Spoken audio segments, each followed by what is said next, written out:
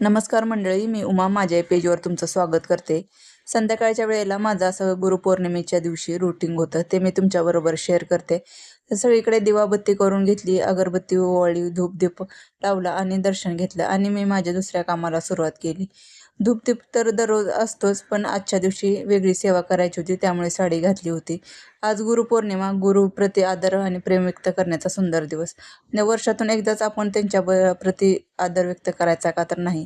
अशा प्रकारे मी नारळ, खडीसाखर आणि गुलाबाचं फूल देऊन स्वामींना आपलं गुरु करून घेतलं आणि एक वर्षभर आपलं रक्षण करण्याची विनंती केली आणि त्यांच्याकडे प्रार्थना केली की वर्षभर माझ्याकडून शक्य तेवढ्या सेवा, आचरण उत्तमातलं उत्तम ठेव, तुमची सेवा उत्तमातलं उत्तम करून घे. तुमच्या तुम्ही जी सांगितलेला मार्ग आहे त्याप्रमाणे वागण्याचं सामर्थ्य मला पुरवा आणि माझं रक्षण करा. येणाऱ्या संकटाला तुम्ही माझ्या आधी समोर उभा राहा. अशा प्रकारे हे करून घेतलं आणि आपली नेहमीची सेवा म्हणजे कुंकुमार्जन सेवा. श्रीयंत्रावरती आजच्या दिवशी घरातील सुवासिनी स्त्रियाने साडी वगैरे घालून, हातात बांगड्या घालून उत्तम प्रकारे मनोभावी सेवा करावी. त्यामुळे घरातील लक्ष्मी अखंड स्त्री राहण्यात खरंच खूप मदत होते.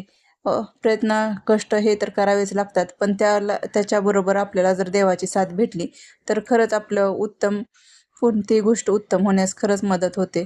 आपली एक श्रद्धेचा भाग आहे. प्रत्येकाचं मत वेगळं असू शकतं, त्याबद्दल काही नाही, पण प्रत्येकाच्या आवडीनिवडीचा किंवा आपल्या श्रद्धेचा भाग आहे.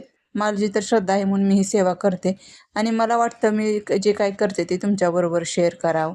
तुम्ही माझ्या एका फॅमिलीचा भाग आहात आणि तुम्हालाही अशा गोष्टी सांगणे मला खरंच खूप छान वाटतं, म्हणून मी तुमच्याबरोबर अशा सगळ्या छोट्या छोट्या माझ्या जे आयुष्यातील गोष्टी आहेत ते मी तुमच्याबरोबर शेअर करते. कुंकुमार्जन करून घेतलं, धूपदीप दाखवला, शेवटी मी धूप लावला. कारण आपण ज्यावेळेस मंत्र उच्चार करतो किंवा देवापाशी बसलेलो असतो तेव्हा त्याचा धूर मुळे ना नाकातोंडात जाऊन खूप त्रास होतो आणि आपल्याला काही बोलता येत नाही, मंत्रोच्चार करता येत नाही. त्यामुळे ना मी शेवट सगळीकडे धूप दाखवला, श्रीयंत्रालाही दाखवला.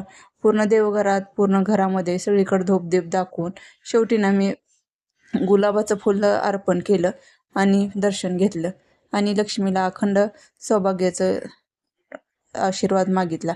त्यानंतर ना खूप छान घरात प्रसन्न वातावरण झालं. धूपदीपाचा घरभर पसरला होता, त्यामुळे ना घरात खरंच खूप खूप असं सणाचं वातावरण वाटलं होतं. आणि हे सण साजरे केले ना आपल्या रूढी परंपरा, त्याचं वैज्ञानिक महत्त्व आपल्या मुलांना समजण्यात खरंच खूप मदत होते. त्यामुळे ना त्यांना अशा इतर दुसऱ्या गोष्टी सांगण्याची गरज नाही. आपल्या आचरणातूनच त्यांना काय काय गोष्टी सहज समजून जातात आणि त्यांना पण त्याचं महत्त्व सहज पटलं जातं. आपलं शास्त्र खूप मोठं आहे आणि त्याचा एक एक एक एक भाग जरी आपण शिकत गेलं किंवा थोडं थोडं जरी घेत गेलं तरी खूप भरपूर आहे. शेवटी आई वडील हेच आपले गुरु आणि त्यांचं दर्शन घेऊन गुरुपौर्णिमेची सांगता झाली. संध्याकाळच्या वेळेला असं गोड काहीतरी खाल्ल्याशिवाय मजा नाही आणि गोड खाल्लं आणि दिवसाचा शेवट झाला. अशा प्रकारे आमचं गुरुपौर्णिमा खूप छान साजरी झाली. तुम्हाला हा व्हिडिओ कसा वाटला? व्हिडिओ आवडल्यास नक्की लाईक, शेअर आणि सबस्क्राईब करा. भेटूया अशाच छान छान व्हिडिओसोबत. तोपर्यंत पेजला जर नवीन असाल तर नक्की फॉलो करा. धन्यवाद. Okay, bye.